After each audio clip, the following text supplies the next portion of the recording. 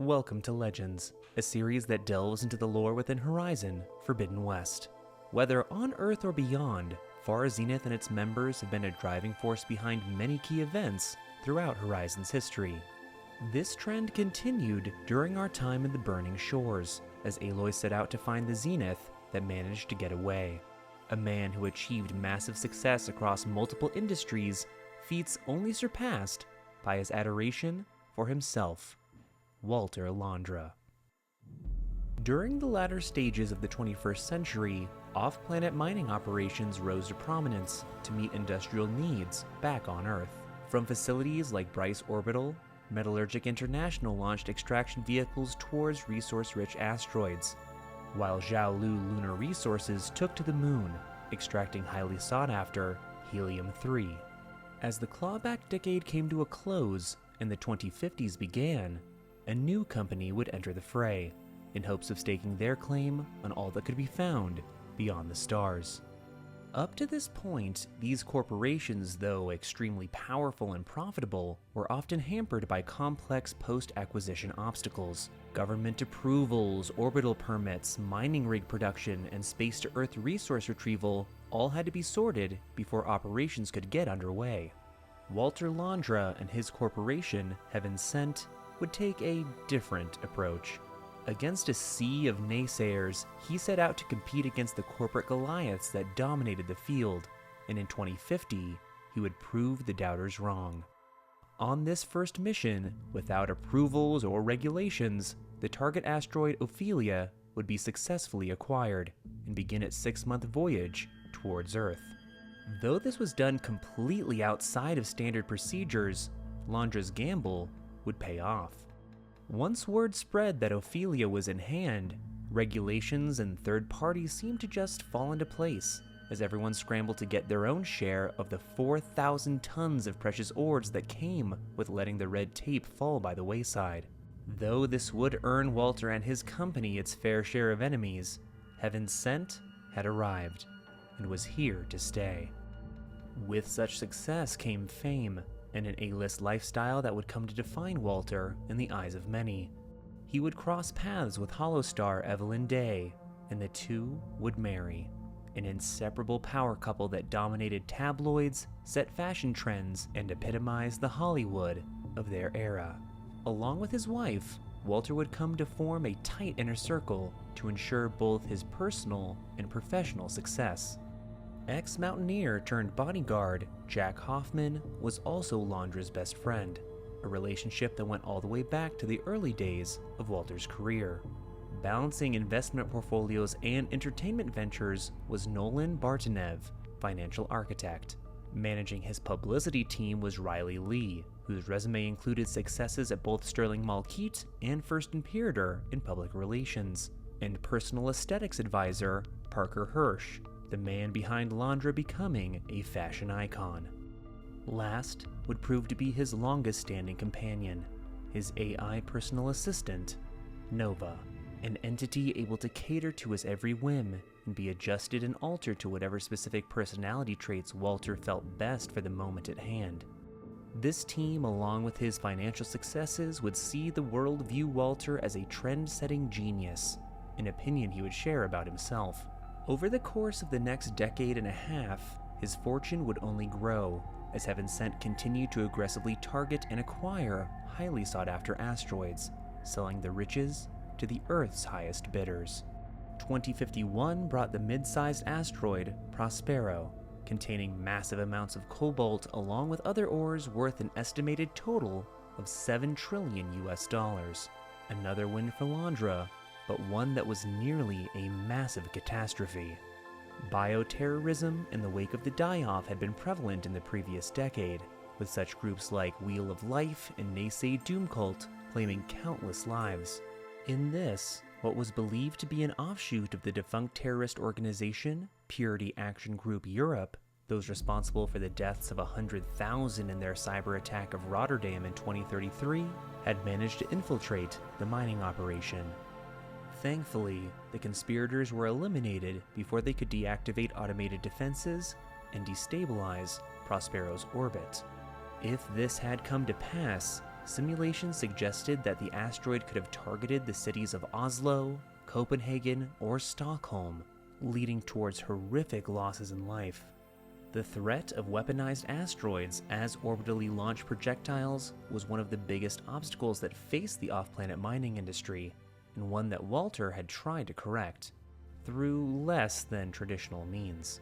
To prevent dangerous inclinations among miners and crew on these missions, the Mutiny Suppression Protocol was proposed as a failsafe, a means of brainwashing those on these missions into compliance for the safety and continued success of the company.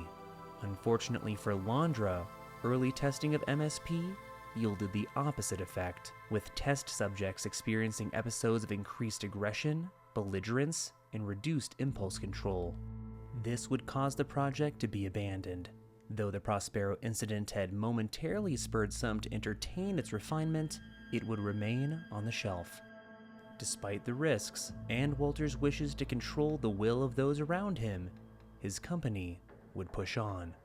Lithium-rich Hotspur came in 2053, netting Londra contracts with the world's 6 largest battery manufacturers. In 2054, they secured another prize in the form of Juliet. At first, the board of the company felt this move to be too risky, but Walter eventually convinced them. Another gamble that would pay off in the form of 2 million tons of platinum. 2055 saw one of the biggest asteroids Heaven Sent had ever acquired brought home. With up to 7,000 tons of iridium in hand, IGO represented yet another leap forward for Londra and his corporation, along with a monumental threat to the established names that had previously dominated the sector. Jiaolu Lunar Resources rolled out PR campaigns, highlighting the dangers of Londra's operation, specifically the risks of captured asteroids breaking Earth's orbit, and the death toll that it could bring. Despite these attempts, Walter continued to push the limits of his operations, battling Jiaolu all the way. PR offensives eventually became full-fledged legislative battles by 2056, with both sides lobbying for their own self-interests. In spite of this, Heaven Sent would continue its aggressive strategies, targeting asteroid Katharina, a long-term play containing many high-density ores, leading to projections of some 5 years needed to strip it of all its cobalt. Titana in 2058 also proved troublesome, requiring extensive legal wrangling to settle disputes over the company's claim. However, Walter would once again win out, securing the asteroid's high concentration of palladium and osmium for Heaven Sent. All this success would spur Walter to purchase a new corporate headquarters worthy of such affluence. His sights were set on the historic Griffith Observatory in Los Angeles, California, a purchase of astronomical cost and would not be without its share of headaches. It took 9 years, overcoming 14 based community claims, 7 state suits, a class action, and a congressional investigation before his prize was completely free and clear. With a $3 billion renovation, Londra had secured a headquarters worthy of those whose vision was set firmly on the stars, both above and here on Earth. Pair with his off-planet mining ventures, Walter would extend his reach to the world of entertainment. Through Londra Productions, the Pangea Hollow franchise became a massive revenue stream, starring his wife Evelyn. Sequels, collectible merchandise, branded restaurants, and even a dedicated theme park all capitalized on the rabid fanbase. It appeared that anything Walter touched turned to gold, but after a time, cracks would appear in this seemingly perfect life. As Heaven Sent sought to improve upon their technology, Project Slipstream promised to substantially refine booster technology for launching off-planet. The proprietary mini-fission reactor designs left little doubt that these new boosters would result in cheaper, smaller, and more efficient engines capable of achieving launch velocity for significant payloads. Though their nuclear thermal prototype supplied significantly more thrust than traditional liquid-based rockets, the board deemed them unusable. Estimates also indicated these rockets would lead to large-scale fallouts, with insufficient radiation shielding to protect the surrounding environment, specifically an area that models predicted could lethally contaminate a 1,000-mile radius. Despite these findings, Londra wished to push forward, believing they could contain a fallout, but was ultimately overruled, once again wanting to take the risk despite the countless lives that were at stake. In 2060, asteroid Cassius brought more gratuitous wealth, containing nickel, gold, and 4,000 tons of ruthenium. Contracts with solar cell manufacturers came rolling in. 2061 would not go as smoothly. Flight HMC-5. Its target, asteroid Caliban. A must-have acquisition due to the high density of rhodium and other rare metals went horribly awry. During the orbital excavation phase, an accident claimed the lives of 8 miners, sparking an international incident.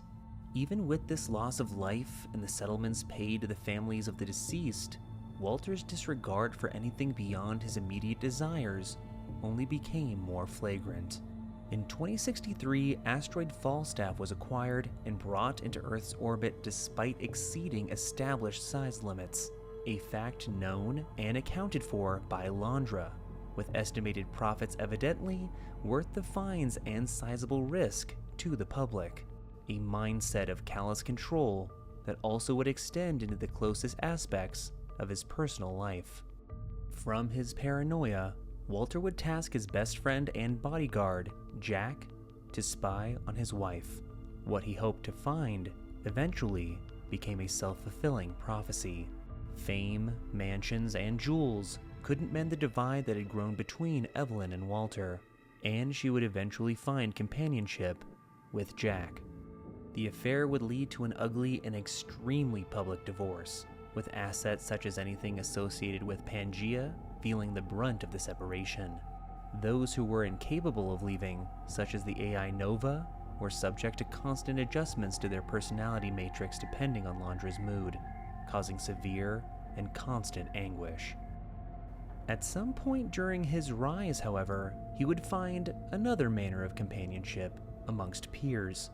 With his background in off-planet ventures and staggering financial means at his disposal, he would eventually be sought out by the futurist consortium, Far Zenith. Exactly when he joined the organization is unclear, but the association would eventually spare him from the fate the rest of the world would be doomed to. Even with these personal and professional obstacles, Londra and Heaven Sent would continue operations up to the very end. 2064 would see the resources of asteroid Portia fall under an exclusive 3-year deal with none other than Faro Automated Solutions, all paid up front. An enterprise that would never reach the full term of its contract. Later that same year, Elizabeth Sobek would meet with Ted Faro to discuss the glitch in the Faro chariot line, eventually leading to the founding of Project Zero Dawn and Operation Enduring Victory. As the Faro Plague began, Far Zenith and Zero Dawn would reach an arrangement, exchanging ecto-chamber technology for an alpha build of the Apollo archive. Once this was in hand, the Zeniths would depart, launching off Earth July 16, 2065. Personally, Walter would abandon all those who were once dear to him, with Evelyn spending her final moments frantically searching for her ex-husband at his corporate headquarters before quietly resigning to her fate in a mansion in the Hollywood Hills. Though false telemetry would be sent to ZD concerning the ship's destruction, the Odyssey would eventually reach its intended destination. On Sirius, they would establish their colony and indulge in every luxury that could be manufactured or replicated in VR. However, some would not be content with this level of immortality and strive to achieve digital transcendence. This experiment would eventually be deemed a failure, leaving every copied consciousness to fester for years, until they eventually achieved sentience.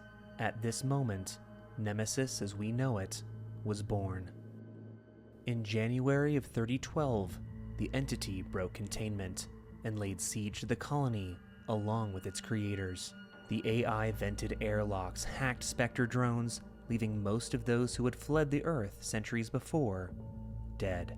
Walter, having been suspicious about the project from the onset, had installed a surveillance worm, allowing him the time to escape. Though he tried to destroy their creation by detonating plasma conduits in the colony's lab sector, the attempt failed. He and the surviving Zeniths aboard a dilapidated Odyssey agreed that the best chance they had for survival would mean returning to Earth. Once there, they could acquire the necessary resources to improve their chances of survival in the long term. But Walter had no intention to stay with his fellow survivors. Once on Earth, Walter would head south, returning to Los Angeles in hopes of creating a vessel in which he could outrun Nemesis and be free from its pursuit forever. When he arrived, he would stumble upon a subsect of the Quen people who had been stranded after their flotilla had been separated when crossing the Great Ocean. Upon seeing Walter, with an established reverence for their ancestors, they saw him as nothing short of a god. Walter would use this to his advantage, creating a cult-like sect dedicated to him and his mission of ascension. They would delve into the ruins of his former headquarters to find the necessary data to recreate Project Slipstream, and use fabrication capabilities of an ancient Horus to eventually make his chosen vessel. Walter had always seen himself above others, but these tribal devotees would be a means for him to start an entirely new society in reverence to himself. Genetic samples were harvested for cloning off-world while he refined his MSP technology on unsuspecting Quen. Once perfected, this would ensure total control and loyalty to all those that would inhabit his new world. All this was going according to plan until the Ginger Avenger, who had defeated his Zenith counterparts, arrived in the burning shores. Due to the incredibly devastating effect the Slipstream rockets could have on the tribal populace, Londra could not be allowed to leave the planet. Through the efforts of Aloy and Seika, the two would track Londra through his old haunts, uncovering and foiling his machinations. One critical piece of assistance was found from an unlikely source, when his AI, Nova, would come to their aid, granting access to Walter. Nova's price, wary of unending servitude, was for Aloy to purge its source code, so that it may finally be at rest. Aloy would confront Walter, and the two would free Seika's sister, Kina, from his influence. As a last-ditch effort to snuff out Aloy, Londra would take to the Metal Devil and awaken it from its timeless slumber. Before it could make its way to the Quen settlement of Fleet's End, Aloy, with the help of her companion, was able to fight her way inside the beast, where she confronted the Zenith. Here, attached to the Horus's processing unit, electricity surged through Londra's body. In his last breath, he looked at Aloy with disdain and said, "You really do ruin everything, don't you?" An unceremonious end to one of the most egotistical figures of both the 21st and 31st centuries. The last of a line that had abandoned Earth to extinction in favor of elitist self-preservation. Though now gone, Walter had planned to potentially harness the technology of the ancient world to fight Nemesis if necessary, sifting through the graveyard of the world's most prolific military technologies. Perhaps in this final plan, Aloy might find something that could prove crucial to the defense of Earth against the imminent threat of Nemesis. And that brings our journey to an end. If you'd like to see more content like this, likes and shares are always appreciated, and if you're hungry for more Horizon lore, consider subscribing and checking out the rest of our lore library. Also consider joining our Discord or our membership community to get access to exclusive content on the lore of Horizon. And as always, thanks for watching, and keep questing.